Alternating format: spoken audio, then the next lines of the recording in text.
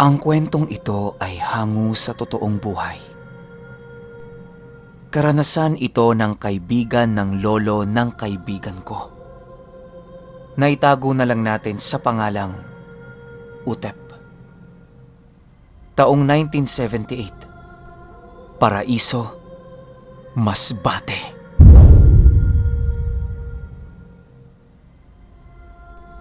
Itong mga panahong ito, kasalukuyang isang mangongopra ng nyog si Utep. Doon na siya nakatira sa bundok Paraiso sa kadahilanang mas mababantayan niya ng lubusan ang mga pananim at negosyo nilang pamilya. Kung di nyo kasi naitatanong, itong pamilya ni Utep ay merong malawak na bukirin na maraming puno ng nyog na nabubuhay. Meron din itong busay sa paanan at merong daanan ng tubig papuntang baryo. Ang busay ay isang talo na hindi gaano kataasan. Di naman siya nag-iisa sa bukiring iyon. Bagkus ay kasama niya ang kanyang dalawang pinsan upang magbantay sa bundok. Magdadalawamput-isang taong gulang pa lamang si Utep nung mga panahong ito. At wala pa talaga siyang balak na magkaroon ng asawa sa kadahilanang mas tuon ang pansin niya sa mga pag-aari ng pamilya nila. Kahit may nababalitaan siyang di kaaya-aya sa lugar na yon, ay ipinagsasawalang bahala niya na lang ito. Di naman siya naniniwala sa mga ganyang bahay. Dahil meron siyang kasabihan na pag nakita niya na ito, tsaka pa lang siya maniniwala. Sabi-sabi na din kasi sa lugar na yun na merong mga nagpapakitang nilalang kahit magbabandang 7:00 pa lamang. Kadalasang nakikita dito ay yung babaeng naglalakad na merong mahahabang kasuotan na kulay puti at nang hahabol yon ng sino mang dumadaan sa lugar. Meron din itong daladalang kadenang umaapoy na ginagamit umano upang hampasin ang sino mang naaabutan nito. Bukod pa dyan, ang Paraiso ay isa sa mga sigbinan. Maraming nakikitang sigbin dito na hindi maipaliwanag kung bakit. Kung iisipin, di naman talaga nakakapagtaka na merong nagpapakita sa lugar na yon dahil merong malalaking sementeryo di kalayuan dito. Ang sementeryong yon ay nagsilbing pahingahan din ng mga namatay na sundalong Hapon. Pero ang sementeryong yon ay nakalimutan na. Dahil nga sa nakahanap na ang gobyerno ng mas angkop na paglalagakan ng mga labi ng mga namaalam. Ayon sa mga matatanda roon, ang babaeng nagpapakita na merong hawak-hawak na umaapoy na kadena ay biktima ng mga sundalong Hapon. Meron silang ginawang karumal-dumal dito at walang awang pinatay habang nakagapos ang katawan nito sa kadena. Marami ding tinapong mga bangkay sa lugar di kalayuan sa busay ng bundok na yon. Napakaraming mga karumal-dumal na pangyayari ang naganap doon. Isa dito ay ang pagtapon ng bangkay ng 2 batang walang ulo sa may bangin. Maliban dyan ay kadalasang nagiging tapunan din iyon ng mga bangkay ng mga pinatay sa kadahilanang medyo tago ang lugar sa gilid ng bundok ng Paraiso. Konti lang kasi ang mga taong dumadaan doon. Bale itong sila Utep, merong nakatirik na kubo sa itaas ng mismong bundok. Doon kasi ang lokasyon ng mga ginagawa nilang proseso upang makakuha ng kopra. Ang kopra ay ang pangunahing sangkap upang makagawa ng lana, virgin coconut oil. Malaki-laki kasi ang bawat sako ng kopra. Kapag nabenta mo ito, Kailangan talagang maigi ang pagbabantay na gagawin sa bawat nyog upang maiwasan ang mga di kaaya-ayang peste, kagaya ng mga magnanakaw ng buko. Isang araw, bumaba ng bundok itong sila Utep upang kumuha ng mga gamit sa kani-kanilang bahay.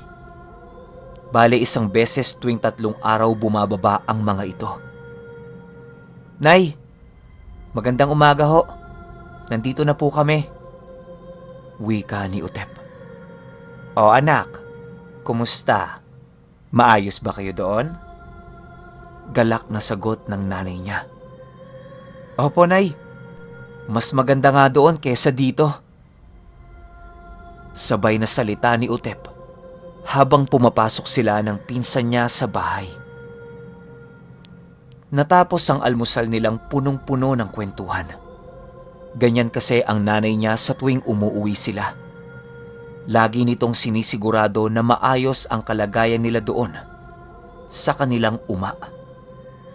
Ang uma ay ang tawag sa amin ng bukiring pag-aari ng isang pamilya. Yung tatay niya wala doon kasi nagtatrabaho yon sa isang bigasan sa syudad. Lingguhan din yon umuuwi. Kaya ang natitira sa kanilang bahay ay ang lolo, nanay niya, tapos isa niyang kapatid.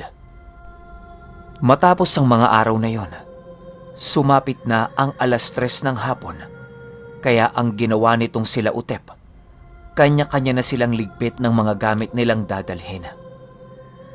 Matapos magligpit ng mga gamit, nagpaalam na ang mga ito. Magbabandang 4:00 ng hapon, tinahak na nga nila ang daan pabalik ng paraiso. "Nay, alis na ho kami." Pagpapaalam nitong si Utep. "Oo anak, sige. Mag-iingat kayo ha?" Bilin nitong nanay niya. 30 minuto ang nakalipas at nakarating na sila sa may busay. Habang naglalakad sila, may napapansin itong 3 na parang sumusunod sa kanilang likuran. Naglalakad lang ito sa likod nila at animoy may daladalang bakal na hinihila. Di na muna nila pinansin ito ng pinsan niya kasi baka nga merong sumusunod sa kanilang nakikidaan. Pagkalagpas nila sa busay, nilingon nila ito at biglang nagulat itong si Utep at ang pinsan niya nang makita nila sa likuran nila na wala palang nakasunod. Dahan-dahan nilang ibinalik ang tingin sa lokasyong dinaraanan nila at nung akmang lalakad na ang mga ito, bigla silang nakakita ng isang babaeng nakaputi na nakaupo sa itaas ng busay. Tinitigan nila ito at pag-angat ng ulo ng babae, grabeng kilabot ang naramdaman nitong sila Utep. Ayon kay Utep, ang nakita nila nung mga oras na yon ay isang babaeng merong mga tahi ang mga mata at parang lumuluha yun. Butas na din ang bibig ng babaeng yun. Pagkatingala nila dito, parang hindi nila mawari ang kanilang takot na nadarama. Pagkatakbo ng isang pinsan niya, agad na sumunod silang dalawa. Walang ginagawang pag-aatubili ang pagtakbo nila kahit na matarik ang bundok. Di rin nila iniinda ang kanilang pagod at hingal. Kahit sino naman, di ba? Hihingalin talaga pag tumakbo sa may mga matatarik na lugar. Habang papalayo ang mga ito, ramdam na ramdam nilang humahabol yon sa kanila. Tumatakbo ang babaeng yon habang umiiyak na may daladalang umaapoy na kadena. Ilang minuto silang sinusundan hanggang sa marating nila ang isang puno ng balete. Tumigil lang ang paghabol ng nilalang na yon nang makalagpas sila doon. Walang makapagsasabi sa kanilang tatlo kung bakit yon tumigil sa pagsunod sa kanila. Pagod at hingal ay hindi ininda nitong tatlo hanggang sa makarating sila sa kubo. Matapos ang tagpong yon, grabeng takot ang kanilang naramdaman. Yung tipong gusto na kaagad nilang lumisan sa lugar na yon. Ganon yung pakiramdam nila. Kaya ang nangyari nung gabing yon, imbes na maglulukad sila ng nyog ay hindi na nila ito ginawa. Ang ginawa na lang nila ay lutuin ang mga nalukad nila nung isang araw. Ang lukad ay ang proseso ng pagtatanggal ng balat ng nyog at pagbibiyak nito. Bale, yan ang tawag sa buong proseso ng pagkopra ng nyog dito sa amin. Matapos nilang magawa ang kani-kanilang trabaho, hindi na sila nakakain. Meron pa ngang naiwan silang gamit sa bahay nila Utep, pero di na nila yon binalikan kasi baka habulin na naman sila nung babaeng yon. Magbabandang 9:00 ng gabi, biglang nakaramdam itong si Utep ng sakit ng tiyan. Kaya ang ginawa niya, nagpasama siya sa dalawa papunta sa likod ng kubo. To, samahan niyo nga ako. Natatay ako eh. Pabulong na tinig nito. Agad naman siyang sinamahan ng mga ito dahil natatakot din silang maghiwa-hiwalay sa lugar na yon. Di sila natutulog dahil nga sa mga naranasan nila noong hapon. Di pa man din nakakaebak itong si Utep. Pagbaba niya pa lang ng pantalon niya, nakaamoy siya ng amoy tae ng kalabaw. Di niya yun pinansin at nagpatuloy siya sa kanyang ginagawa. Ebak na sana itong si Utep nang tumalon ang akala niyang tae ng kalabaw na nasa harap niya. Di siya nun tinamaan, bagkus ay tumalon lang ito sa kanyang harapan. Ang mukha ng nilalang na yon ay mukhang puwet. Tapos kung tumakbo yun, paatras. Matapos niyang masaksihan ng pangyayaring yon, bigla na lamang nawala ang kanyang iniinda. Di na niya natuloy ang kanyang ginagawa. Takot na naman itong si Utep dahil sa nakita niya.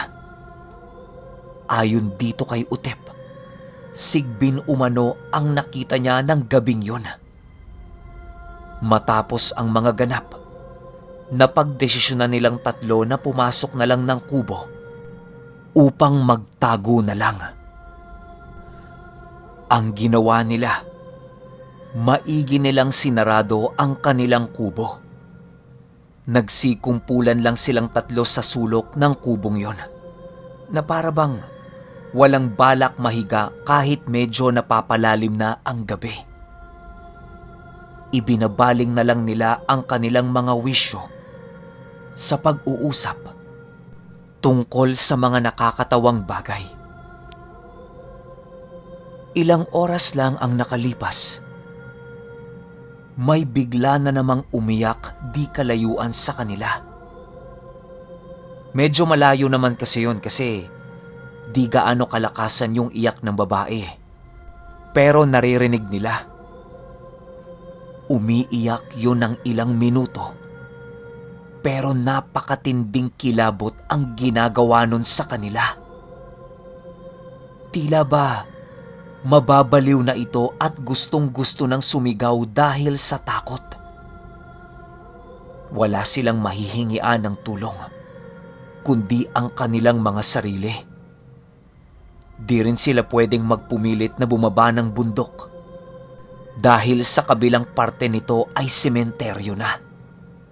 Mas nakakatakot doon kumpara sa babaeng umiiyak na yon.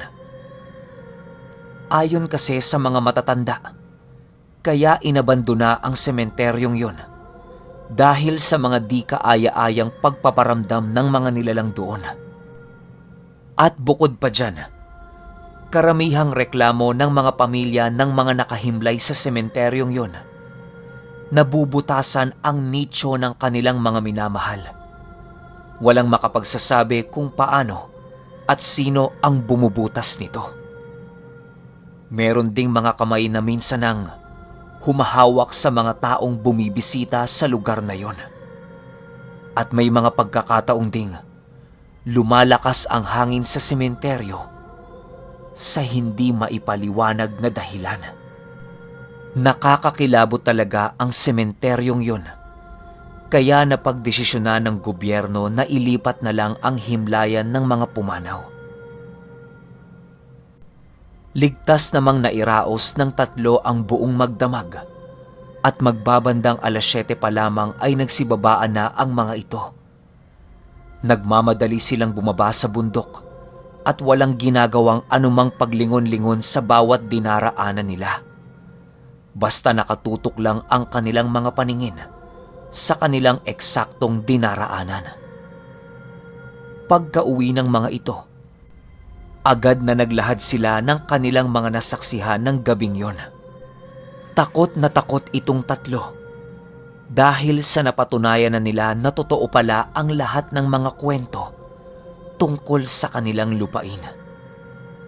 Di rin naman nila pwedeng sisihin ang kanilang mga magulang dahil sa may kanya-kanya din itong gawain. Sila lang kasi ang maaasahan sa kanilang pamilya upang magbantay doon. Ilang linggo pa ang lumipas, hindi na sila nakabalik pa sa paraiso. Kaya ang ginawa nila upang makabalik doon ay kumonsulta muna sila sa isang albularyo. Nagpasantigwar ang mga ito upang makita ang mga gumagambala sa kanila. Ang santigwar ay isang paraan ng manggagamot upang makita at matukoy ang klase ng elemento na gumagambala sa isang tao. Nakikita din dito kung ano ang nais iparating nito. Ang proseso ng santigwar ay nilalagyan ng langis ang isang babasaging plato at pagkatapos nun, sinusunog na ito ng manggagamot habang merong inuusal. Matapos niyang masunog yun, doon din sa mismong plato, lilitaw ang anyo at uri ng nilalang. Ayon sa manggagamot, kaluluwa ang gumagambala sa inyo. Hindi yon natatahimik. Pagkasabi ng mga manggagamot sa katagang yan, gulat na gulat ang magpamilya. Dagdag pa ng manggagamot, dapat puntahan nila ang unang lugar na nakita nila ang nilalang na yon at tirikan ng kandila upang dasalan. Dahil doon ito mismo nakalibing. Kailangan nilang gawin yon sa loob ng 2 linggo para matahimik ang kaluluwa nito. Matapos nilang masunod lahat ng iniutos sa kanila ng matanda, tila ba biglang umaliwalas ang paligid ng kanilang dinaraanan. Di na sila nakakaramdam ng kahit na anong takot doon. Maliban na lang sa may bangin na di kalayuan sa may busay. Di na nila yun pinapansin kasi malayo naman. Alam niyo bang magpahanggang sa ngayon, hindi talaga makakalimutan ni Utep yung naging karanasan niya doon sa pwesto ng kanilang koprahan na kung tawagin sa amin ay lugar ng paraiso. Okay, opinyon ko sa kwento. Grabeng nakakakilabot yung parte na hinabol pa silang magpipinsan. Natakot ako dun, solid. Pero tama yung sinabi ng manggagamot na ganun yung gawin para sa mga kaluluwang di matahimik. Kasi sobrang subok na yan. Yung kailangan lang nila ng magdadasal para sa kaluluwa nila. Di ko lang alam kung makakatawid ba sila nun o dadaan muna sila sa purgatorio kung tawagin. Baka meron nakakaalam dyan, oh. Kayo, kung may opinyon kayo sa kwentong ito, i-comment nyo lang sa baba. Yun lang. Hanggang sa susunod na kwento. Salamat.